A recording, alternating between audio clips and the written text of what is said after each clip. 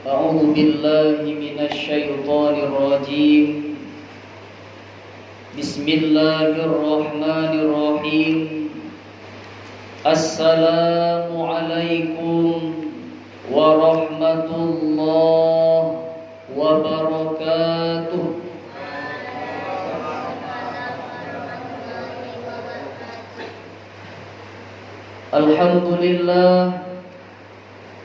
الحمد لله الذي أنزل القرآن هدى للناس وبينات من الهدى والفرقان.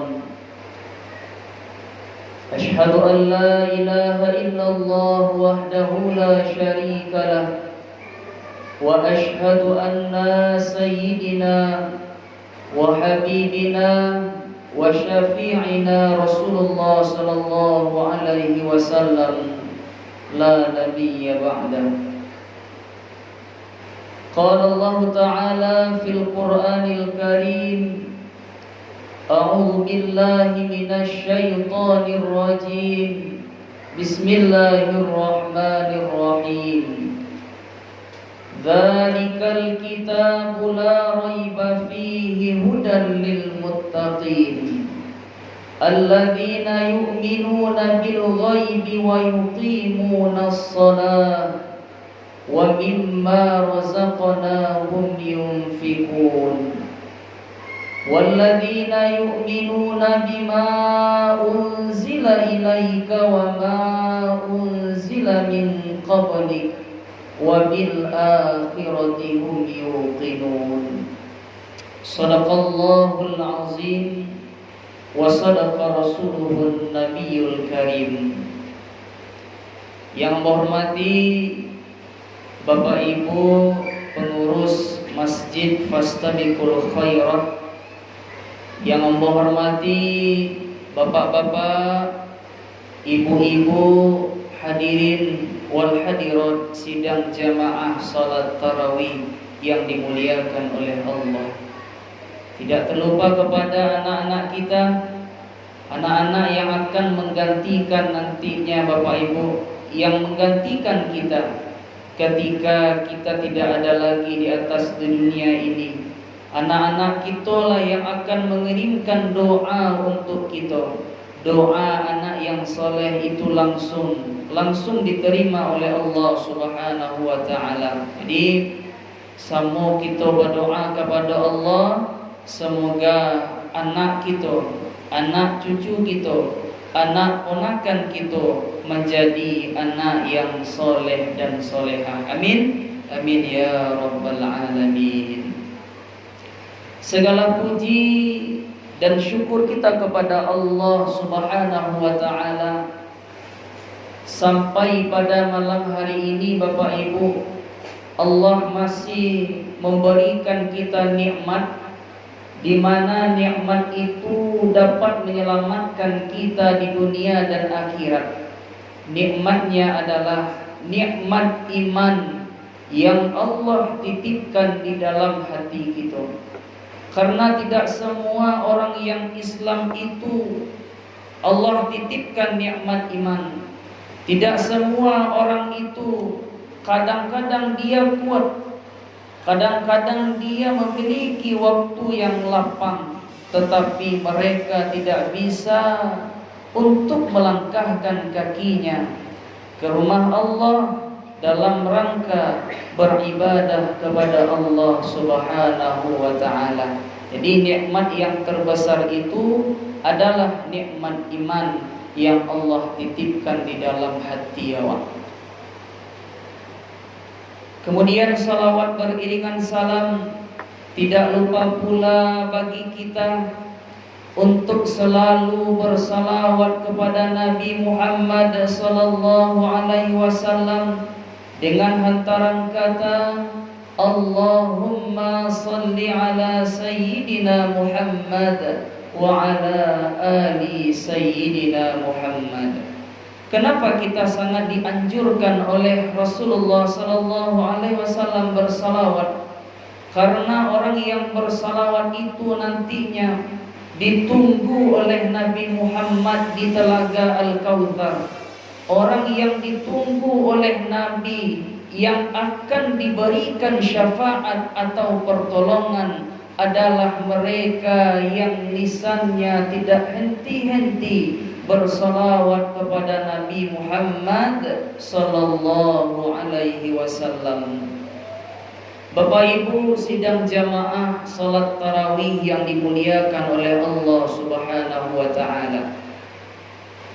Adapun judul pengajian kita pada malam kini adalah tentang Al-Qur'an. Bahwasanya Al-Qur'an itu adalah merupakan kalam yang sangat mulia, yaitunya kalam dari Allah Subhanahu wa taala yang diturunkan kepada Nabi Muhammad melalui malaikat Jibril. Peristiwa turunnya Al-Qur'an pada tahun 610 Masehi ini merupakan wahyu yang pertama yang diterima oleh Nabi Muhammad di Gua Hira. Bapak Ibu sidang jamaah salat tarawih yang dimuliakan oleh Allah Subhanahu wa taala. Kalau kita berbicara masalah Al-Qur'an, berarti kita berbicara masalah kalam yang sangat mulia. Jadi Al-Qur'an itu ada beberapa kemuliaan dan ada beberapa keutamaannya. Kemuliaan Al-Qur'an yang pertama adalah bahwa Al-Qur'an itu dijamin oleh Allah keasliannya. Di dalam sejarah ada seseorang yang bernama Musailamah Al-Kadzab. Musailamah Al-Kadzab adalah seseorang yang tidak percaya bahwa Al-Qur'an itu kalam Allah. Tidak percaya dia. Ini hanya pandai-pandai Muhammad Sekomah. Itu kata Musailamah Al-Kadzab. Ketika Allah turunkan wahyu, wa in kuntum fi raibim mimma nazzalna ala abdina fa'tu bi suratin min mithli. Kalau jika kamu ragu dengan apa yang kami turunkan, coba buat semisal Al-Qur'an. Nah, ditantanglah ketika itu orang-orang yang tidak percaya dengan Al-Qur'an. Tidak ada satupun mereka yang sanggup untuk membuat semisal Al-Qur'an. Jadi Al-Qur'an itu inna nahnu nadzikra wa inna lahu lahafizun. Kami yang menurunkannya, maka kami yang akan menjaganya, kata Allah Subhanahu wa taala. Itu yang pertama. Yang kedua, kemuliaan Al-Qur'an itu Bapak Ibu, semua aspek yang berkaitan dengan Al-Qur'an, baik orang yang membaca Al-Qur'an dimuliakan oleh Allah, baik orang yang menghafal Quran dimuliakan oleh Allah Subhanahu wa taala. Bahkan di dalam hadis yang sahih Rasulullah sallallahu alaihi wasallam katakan, bagi manusia yang bisa menghafal Al-Qur'an, maka 10 anggota keluarganya bisa diselamatkan dari siksaan api neraka. Ini merupakan kemuliaan bagi orang-orang yang menghafal Al-Qur'an. Selanjutnya ada 2 negeri. Yang pertama negeri Makkah dan negeri Madinah. Jadi Makkah itu tempat turunnya Al-Qur'an sebelum Rasulullah hijrah ke Madinah, disebutlah dengan golongan surah Makkiyah. Ketika Rasulullah SAW telah pindah dari Makkah ke Madinah, itu disebut golongan surah Madaniyah. 2 negeri ini kata Allah di dalam Quran surah At-Tin, wa hadzal baladil amin, dan demi negeri yang aman ini, negeri Mekah dan negeri Madinah tidak mampu dimasuki nantinya oleh Dajjal. Jadi Dajjal itu akan muncul, akan mengelilingi dunia. 2 tempat yang Dajjal tidak mampu. Yang pertama adalah Makkah, yang kedua adalah Madinah. Ini adalah kemuliaannya Al-Qur'an, karena Al-Qur'an diturunkan di Mekah dan Al-Qur'an diturunkan di Madinah. Bapak Ibu sidang jamaah salat tarawih yang dimuliakan oleh Allah Subhanahu wa taala. Terus kita lanjut kepada keutamaan Al-Qur'an. Keutamaan Al-Quran yang pertama sangat jelas sekali Allah katakan di dalam Quran surah Al-Baqarah ayat yang ke-185.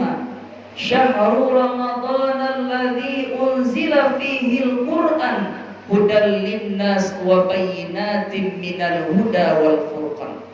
Keutamaan Al-Quran yang pertama adalah bahwa Al-Quran itu merupakan petunjuk bagi manusia. Petunjuk bagi manusia. Allah katakan juga di dalam Quran surah Al-Baqarah ayat yang kedua, "Dzalikal kitab la raiba fihi hudal lil muttaqin." Jadi demikian kitab Al-Quran itu tidak ada keraguannya, tidak ada ragu laidah. Siana ninda ragu, yaitunya orang-orang yang bertakwa. Dijelaskan lanjutan ayatnya, alladzina yu'minuna bil ghaib. Siapa orang yang bertakwa itu? Yang pertama adalah orang-orang yang beriman kepada yang ghaib.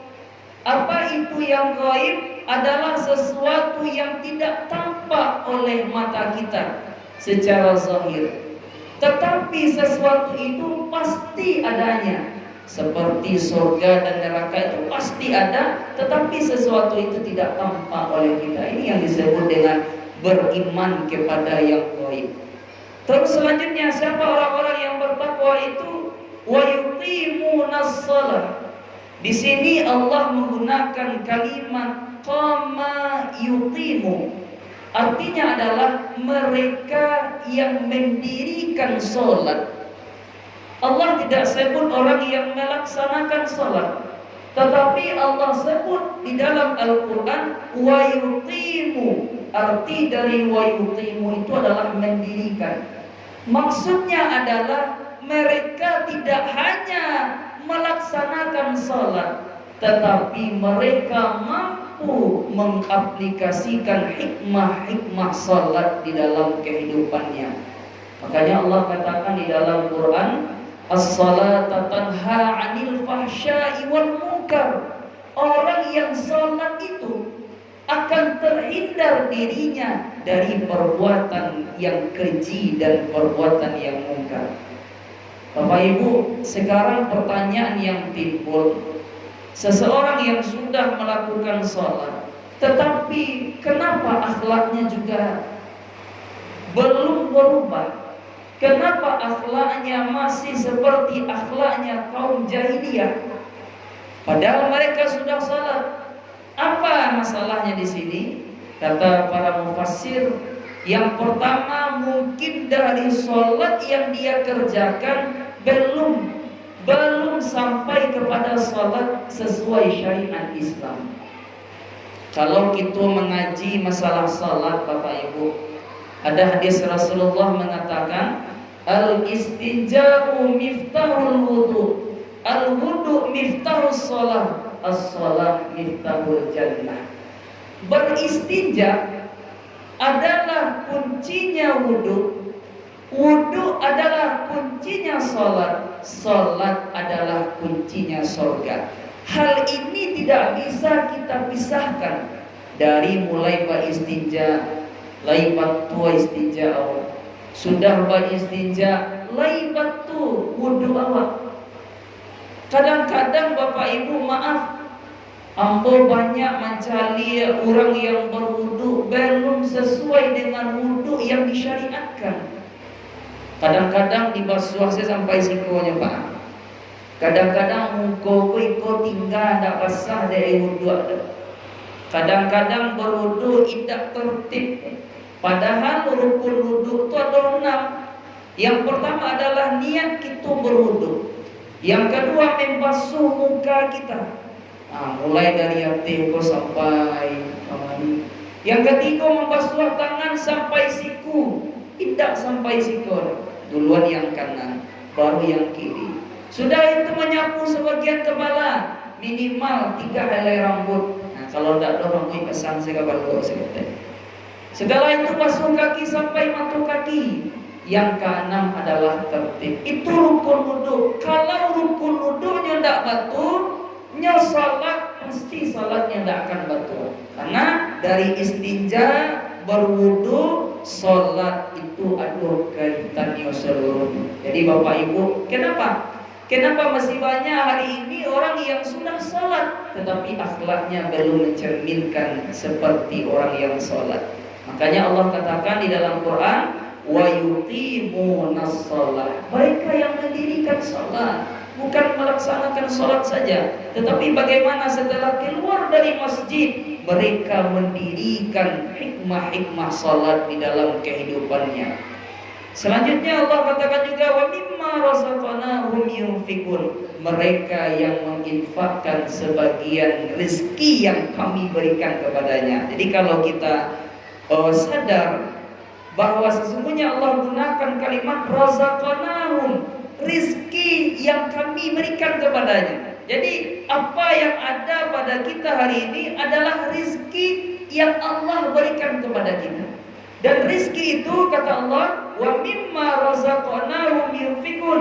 Mereka menginfakkan rizki yang kami berikan kepadanya. Jadi kalau kita sadar, kalau kita menyadari Bapak Ibu, apa yang ada pada waktu ini itu rizki dari Allah. Allah minta wa mimma, sebagian dari rezeki itu infakkanlah. Kama kau infakkan, yang penting bermanfaat.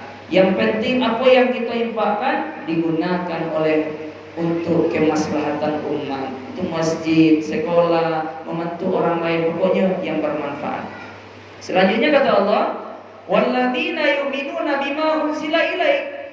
Dan orang-orang yang beriman dengan apa yang kami turunkan kepadanya. Allah turunkan Al-Quran kepada kita Bapak Ibu. Bagaimana Al-Quran itu bisa menjadi petunjuk bagi kita? Kita membaca Al-Quran. Setelah kita baca Al-Quran, kita baca arti yang kita baca itu. Dari arti tadi timbullah pemahaman. Dari pemahaman yang kita dapat, kita amalkan. Itu yang disebut dengan hudal linnas. Tapi kalau kita membaca saja, kita dapat pahala, dapat. Tapi kita tidak mendapatkan pemahaman kandungan dari apa yang kita baca. Jadi Bapak Ibu, kapan Al-Quran ini mendatangkan petunjuk kepada kita? Apabila kita memahami isi Al-Quran, dari kandungan tadi kita amalkan di dalam kehidupan kita. Itu yang pertama. Yang kedua, keutamaan Al-Quran adalah Al-Quran ini menjadi syafaat besok di hari kiamat. Rasulullah SAW katakan, Iqra'ul Quran fa innahu ya'ti yaumal qiyamah syafi'an bi ashabihi. Orang yang membaca Al-Quran, fa innahu, maka sesungguhnya ya'ti yaumal qiyamah, Quran itu datang syafi'an bi ashabihi, sebagai pembawa pertolongan bagi sahabat-sahabat Al-Quran.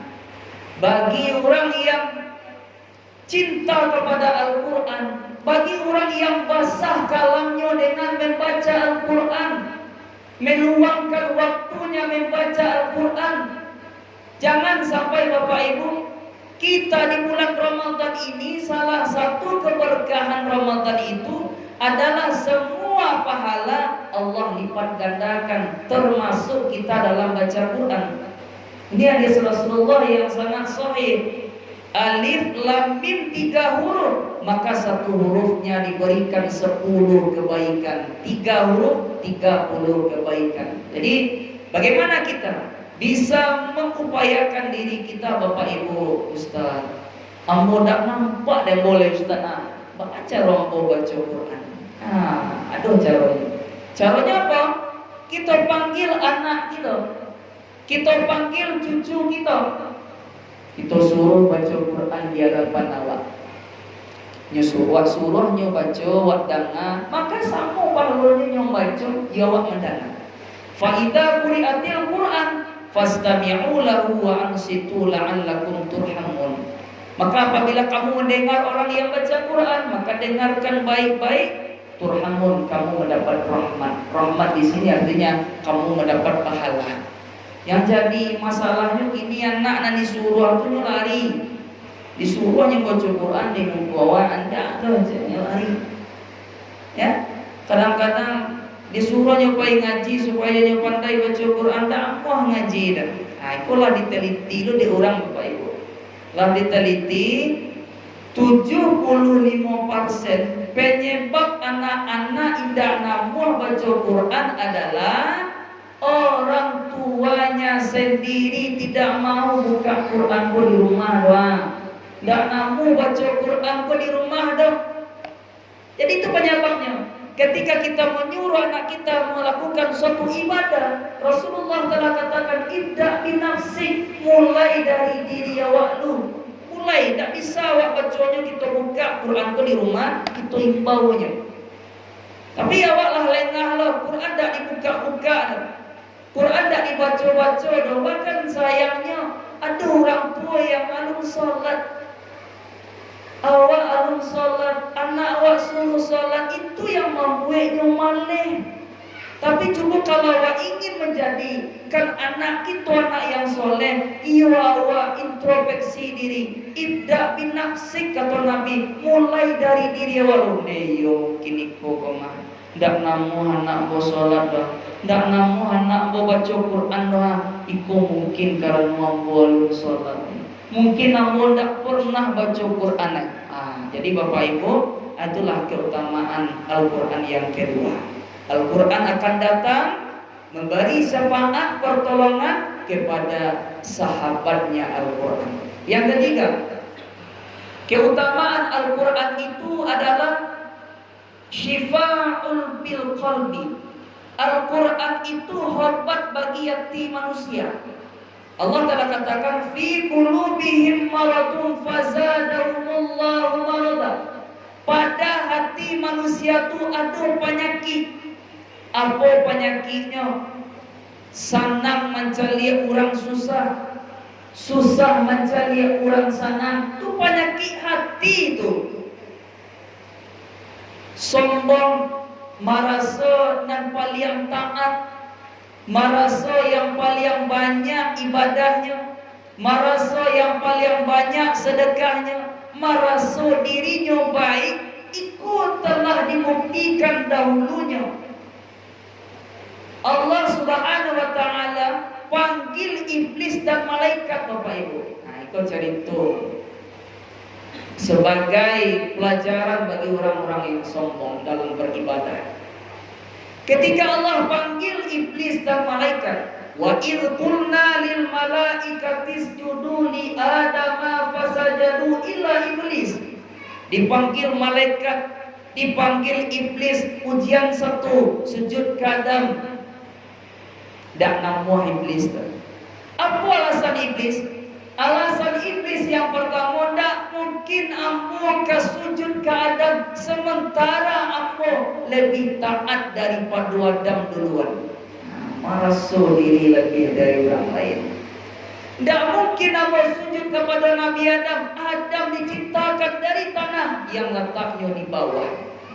Jadi ibu-ibu, itu yang harus menjadi suatu rambu-rambu bagi hati kita.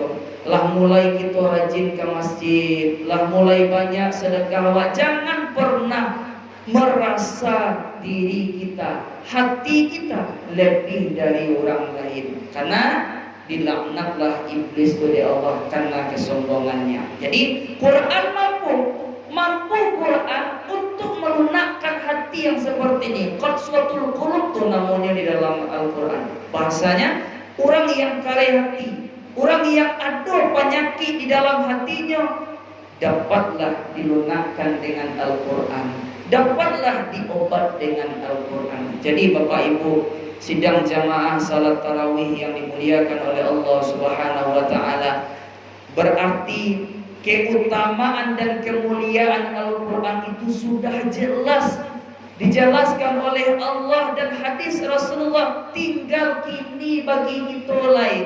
Kadang-kadang kita banyak masalah, jangan capek masalah kau dicari tuan ke orang lain. Baamak kata itu kadang-kadang deklah baca itu ke kawan, tambah masalah apa? Awak punya masalah, dek capek baca itu ke kawan, bertambah masalah.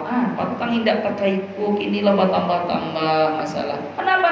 Karena Rasul telah ajarkan, ketika kamu banyak masalah, bersegeralah kamu sholat. Setelah kamu sholat, bersegeralah kamu membaca Al-Quran.